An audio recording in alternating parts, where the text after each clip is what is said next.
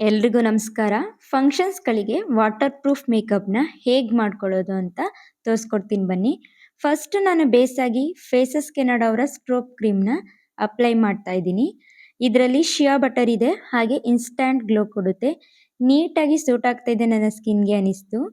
ನೀವಿಲ್ಲಿ ನೋಡ್ತಾ ಇರ್ಬೋದು ಎಷ್ಟು ಗ್ಲೋಯಿಂಗ್ ಆಗಿ ಕಾಣಿಸ್ತಾ ಇದೆ ಅಂತ.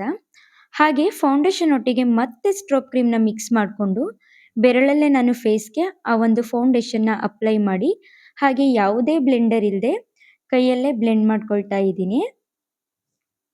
ಹಾಗೆ ಐಬ್ರೋ ಟಚ್ ಅಪ್, ಸ್ವಲ್ಪ ಕಾಜಲ್ ಅಪ್ಲೈ ಮಾಡಿ.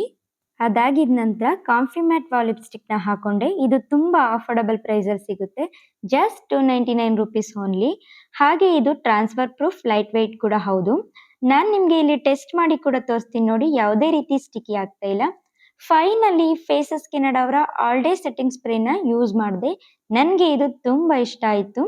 ಹಾಗೆ ಇದು ನನ್ನ ಫೈನಲ್ ಲುಕ್ ಹೇಗಿದೆ ಅಂತ ಕಮೆಂಟ್ ಮೂಲಕ ತಿಳಿಸಿ.